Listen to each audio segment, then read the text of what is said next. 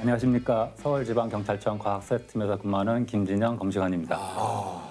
구체적으로 좀 어떤 일을 하시는 겁니까? 일단 어디서든지 사망 사건이 발생을 되면 이제 경찰에 신고가 되잖아요. 80대 할아버지시고 사우나에서 쓰러진 채 이송된 내용이군요. 그러면 저희가 이제 과학수사 요원하고 검시관이 현장을 출동을 가장 먼저 해서 범죄 혐의점이 있는지 없는지 먼저 파악을 하고 현장에서 보는 1차 사회는 무엇일까라는 추정을 해주는 역할을 합니다.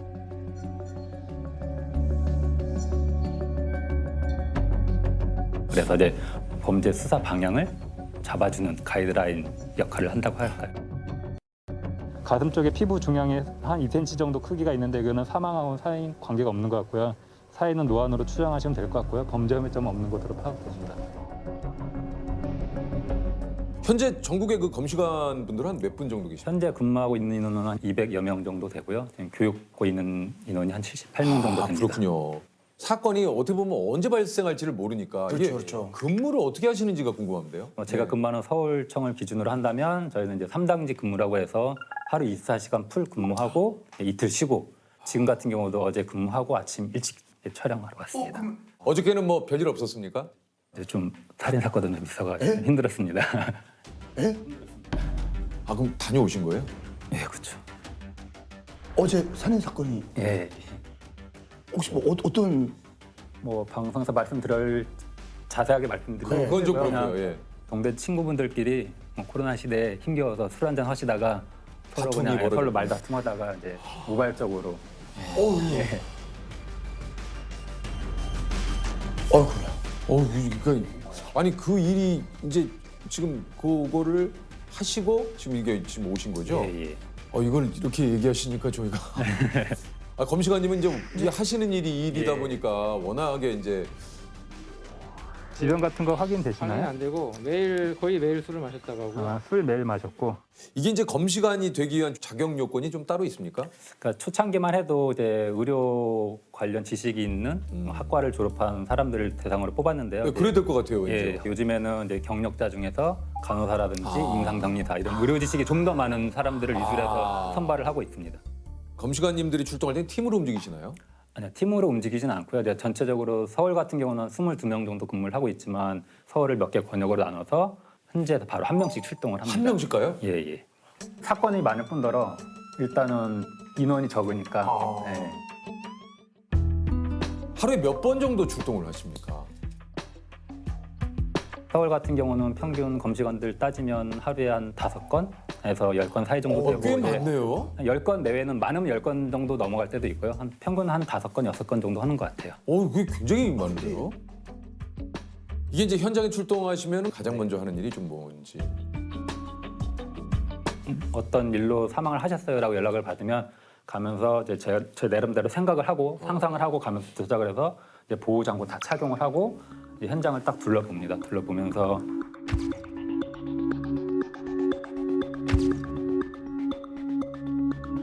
어떤 상황인지 도구가 있는지 시신의 방향은 어떤지 설명하고 틀린 부분은 없는지 이런 거 전체적으로 윤곽을 잡은 다음에 잘못된 것이 있다 없다 이제 생각을 하고 검시를 진행을 하면서 이제 퍼즐 맞추듯이 맞추는 거죠. 그 퍼즐 맞추듯이 맞추다가 잘못된 부분을 이제 있으면 한두 개 생각을 해놨다가 담당 형사한테 얘기해주면서 이 부분은 좀 잘못이 됐으니까 좀 더 살펴보시라. 좀 더 깊이 살펴보시고 수사를 이쪽 방향으로 진행을 하시면 좋겠습니다라고 말씀을 드리는 거죠. 이게 뭐 이게 사고인지 아니면 타살인지 예, 예. 뭐 이런 여러 가지를 가지고 한번 면밀하게 이제 조사를 좀 하시는 거군요. 네. 고의는 어떻게 살핍니까? 일단 이제 제 주 업무니까 이제 꼼꼼히 살펴야 되는데 일단 대부분 이제 옷을 입고 계시잖아요.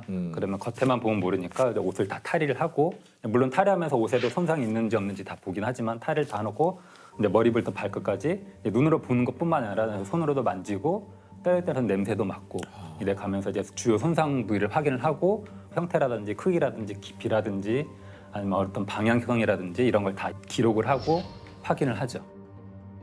이거 같은 거는 이제 상처 크기라든지 뭐 깊이라든지 잴 수 있는 기억자라고 표현한 가장 기본적인 도구 중에 하나입니다. 그리고 현장에서 직장 온도라든지 주변 온도를 재는 데 쓰이는 직장 온도계가 이렇게 있습니다. 이렇게 체계를 해서 현장에서 직장 온도를 재서 사망 시간을 추정하는 데 사용되는 도구입니다. DNA 채취 같은 걸 할 때 간편하게 쓸 수 있는 면봉 같은 건데요. 따서 현장에서 닦아가지고 증거를 의뢰를 합니다. 국가수에. 일단 현장에는 뭐 큰다란 범죄 혐의점은 안 보이는 것 같고요. 검시 진행하도록 하겠습니다. 머리부에 특별한 뭐 부딪힌 흔적이라든지 그런 상처는 없고요. 부패 초기 단계로 좀 생각이 듭니다. 배부에는 위루관이라고 하는 관이 꽂아져 있고요. 후두암이 있다고 추정이 되니까 사인은 후두암, 사망 추정 시간은 약 이틀 내외 정도로 이렇게 보시면 일반적인 그냥 법의 소견으로는 이제 그렇고요. 처음에 이 일을 선택하셨을 때 사실 현장에 나갔을 때 좀 많이 좀 힘들지 않으셨습니까? 어떠셨습니까? 현장을 처음 갔는데 일반 사망 현장과는 틀리게 냄새가 많이 나는 현장이었어요. 근데 그거는 이제 부패된 시신이었는데 그 냄새가 이제 일반인들이 생각하기에는 냄새보다 상상을 초월해요. 거짓말이 아니라 아파트 5층에서 그런 부패된 시신이 있으면 그 냄새를 아파트 1층에서 맡아요. 그래서 좀 독특한 냄새가 있어요. 그냥 저희들이 맡을 수 없습니까? 1층에서. 특이해요. 그냥 음식물 썩는 냄새 정도만 인식을 하시지 저게 부패 냄새라고 인식은 못 하시고요. 그런 냄새가 있었는데 그걸 첫 사건으로 맡아가지고 제가 그게 좀 충격적이었죠. 그러면 사실 좀 무섭거나 그러지 않으세요? 사건도 여러 가지 형태가 또 네. 있어서 이게 그쵸. 사실 그래서 가늠하기가 쉽지 않아요. 예, 좀 긴장하면서 솔직히 출동을 하고요. 5만 가지 생각을 가면서 출동을 하고 일단 직업으로서 받아들이기 때문에 현장 딱 갔을 때는 마음은 따뜻하게 가지지만 머리는 차갑게 딱 가지고 집중을 해서 그게 쉽지 않으실 것 같은데. 출동을 해서 1차적으로 사건을 판단하기까지 한 시간이 어느 정도 걸립니까?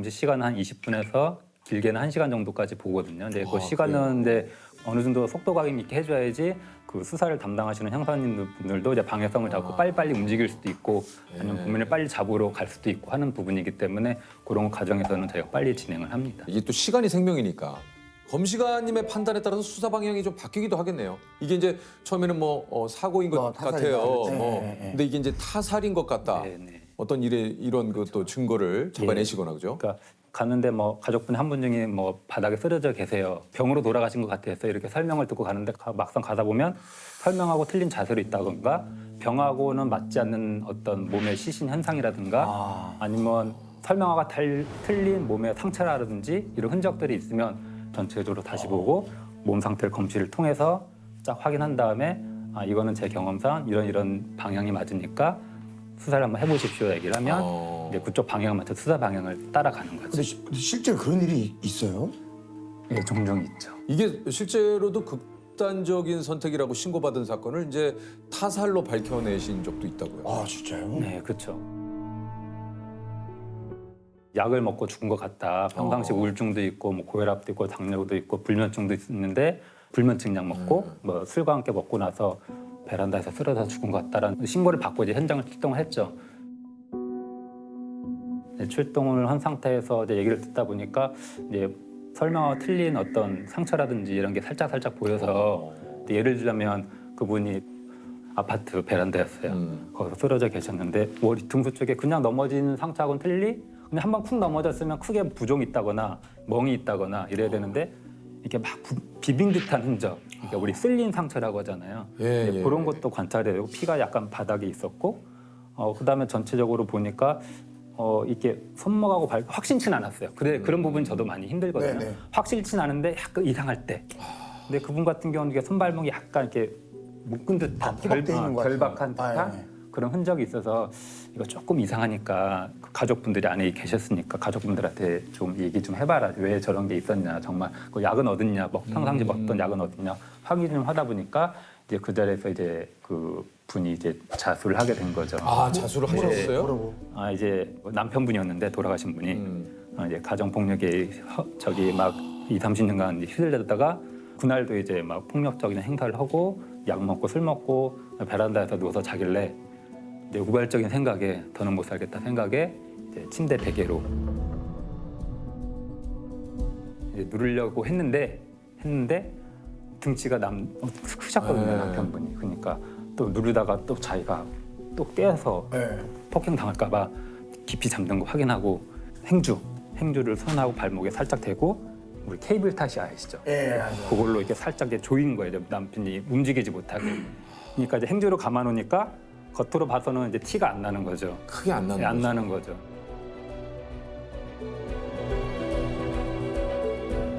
그리고 이제 부검을 권고를 하죠. 왜냐면 부검이 보통 하루나 이틀 뒤에 진행이 되는데 그 하루 이틀 사이에 또 시신이 많이 변하거든요. 그러면 그런 현상들이 좀 더 진하게 올라올 수도 있고 하기 때문에 이제 부검까지 권고를 했더니 아니나 다를까 이제 결박근이 좀 더 확실히 나오고 뭐 고혈압이라든지 당뇨라든지 이런 게 있었지만 그걸로 인해서 급사할 정도의 위험 정도는 아니었던 걸로 판단이 됐고 이제 사건이 해결이 되는 거죠.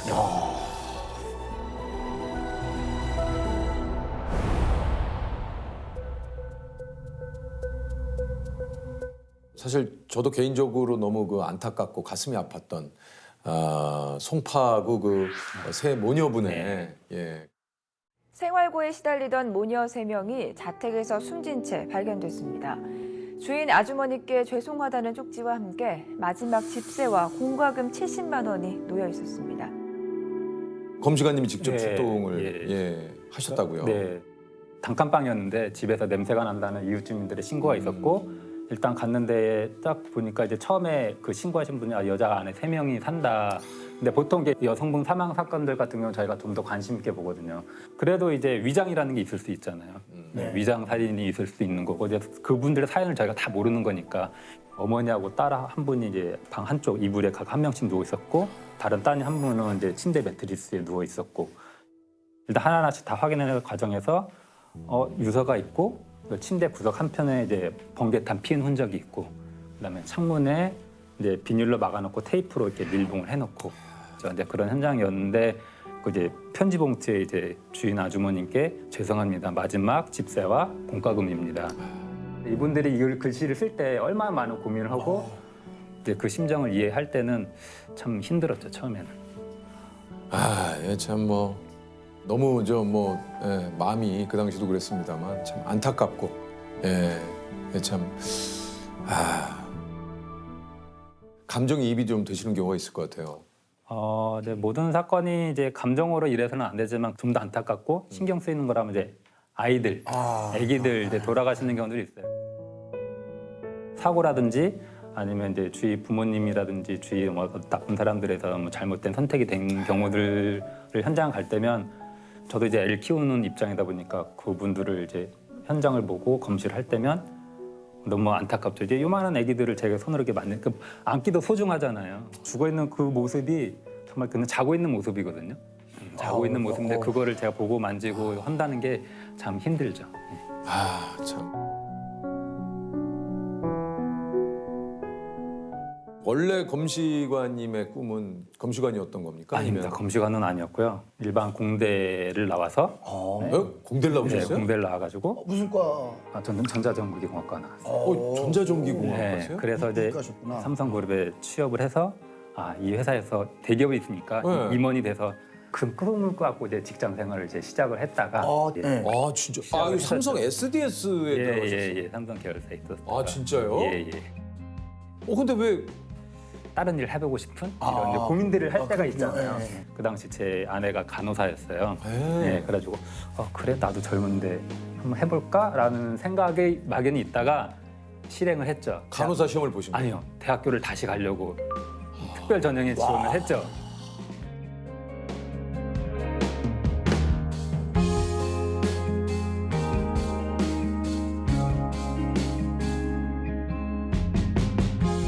이게 또 검시관이 또 되고 검시관, 예. 되는 건 또 네. 좀 약간 다른 일이니까. 그래가지고 이제 서울 병원에 취직을 했고 네. 거기서 이제 중환자실과 수술실에서 근무를 근무를 하면서 수술실에 있으면서는 장기 적출 수술을 많이 진행을 했었어요. 네, 그런 분들은 단순 사고도 있을 수 있지만 뇌사산탱을 받아서 이제 장기 기증을 하게 되었는데 근데 그분들을 와서 보면 정말 단순한 이유였을까? 정말 다른 뜻은 없었을까? 그런 거에 관심을 갖게 되더라고요. 경찰청에서 간호사 출신을 뽑는다. 과학사 팀에서 너 한번 지원 한번 해봐라. 근데 그러니까 서류 합격되고 면접까지 이제 통과해서 이제 합격은 됐죠. 이제 합격자 얘기 듣고 이제 한 며칠 또 고민하 정말 내가 할 수 있는 일일까 한번 고민도 좀 해보고.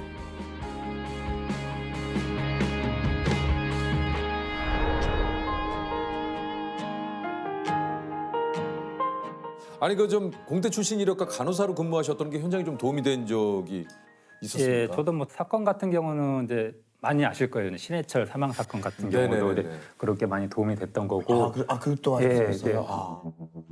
지난해 10월 17일 고 신해철 씨는 병원에서 장협착 수술과 위 축소 수술을 받고 열흘 만에 숨졌습니다. 수술 이후 소장에 1cm, 심낭에 3mm 크기의 구멍이 생긴 게 사망 원인으로 지적됐습니다.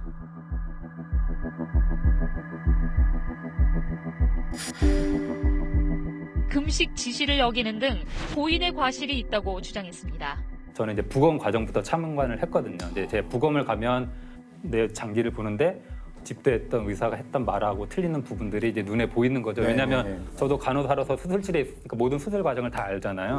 다 아니까 그 집도는 이렇게 표현했는데 아닌데 저거는 이건데라고 표현하고 또 이제 손상된 부분에 있어서는 저거는 합병증이 아니라 의인성, 이제 그 시술을 하다가 잘못된 형태일 가능성이 높은데 이제 그런 걸 많이 봤으니까 간호사로서.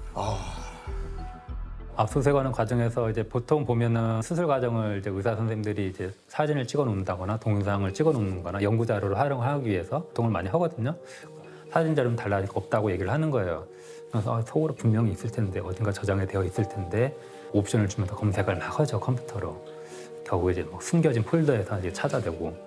근데 그 폴더 자체가 외부망에 있는 걸로 이제 네트워크상에 외부 서버에 있는 걸로 이제 판단이 되는 거예요. 이제 IP 주소라든지 이런 걸 간단히 확인을 해보니까. 그래서 당장 그 영장 발부 받아서 압수수색 하십시오. 실질적으로 의무기록 변경한 것도 그 과정에서 발견을 해냈고요. 고 신해철 씨 수술을 집도했던 의사 강모 씨가 징역 1년의 실형을 선고받고 법정 구속됐습니다. 과실치사와 환자 의료 기록을 불법 유출한 혐의가 유죄로 인정됐습니다.